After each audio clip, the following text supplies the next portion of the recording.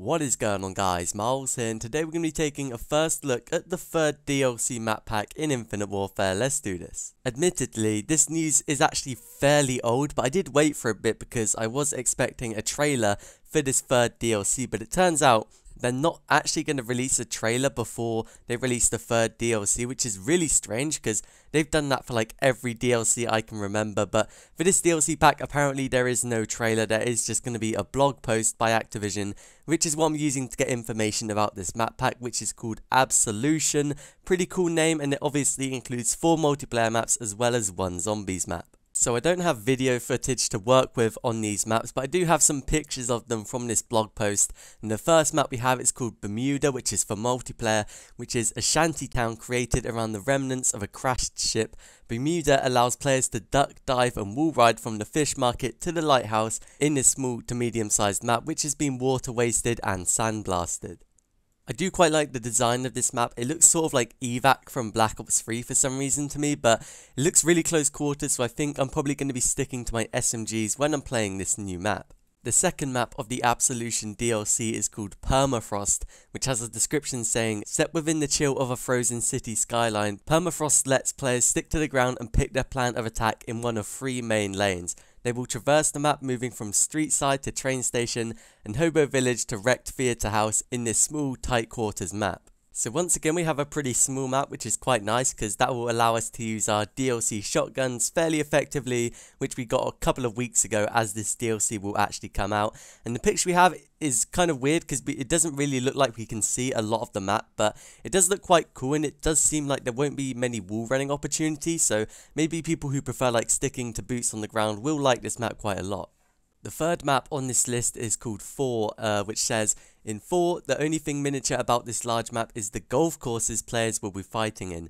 Fore features great visual variety as players swing around their sights and sounds of areas that brandish magical forests, giant creamsicles and elevated castle walls. So as for the picture we have for this map, I do like the sound of it. It looks really cool to play on, and I just can't wait to try out this map. And it's going to be a longer range map, so if you prefer your assault rifles and your LMGs, then you'll probably want to stick to this map. And the fourth and final map is a remade map called Ember, which says, located near an old town castle, Ember is a remake of Resistance from Call of Duty Modern Warfare 3, featuring old world aesthetics retrofitted with modern technology. The surroundings include lava, gallows and a torture room where players will want to stick close to their teammates. It's pretty cool to see a Modern Warfare 3 map actually remade, because I don't think they've actually done that in the past, although I could be wrong. But Resistance was a pretty good map and I can't wait to play it again. And it looks very similar to the one from Modern Warfare 3 in this picture we do have right here. And it should be an awesome map, can't wait to try that one. And finally, the zombies map for this DLC is going to be called Attack of the Radioactive Thing, which is a super strange name. I don't really know how they came up with that one, but that thing is going to be an absolute pain to put in your titles of your YouTube videos if you do make them, so that's going to be a fun one to figure out. But it's set in the 1950s, so one of the more old school zombies maps which we've seen in Infinite Warfare.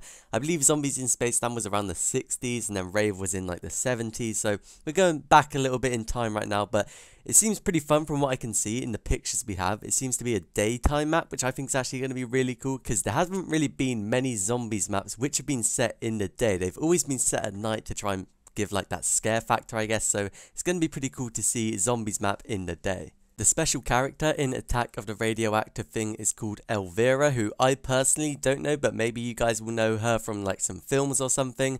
But it seems pretty cool, and the 4 characters which we know from all the other maps are going to transform into different characters in these maps, but they're the same characters, if that makes sense. We have the scientist, the rebel, the soldier and the schoolgirl who you'll be able to play in the map, and I'm not exactly sure which characters transform into which, but we'll find out when the DLC is released very soon.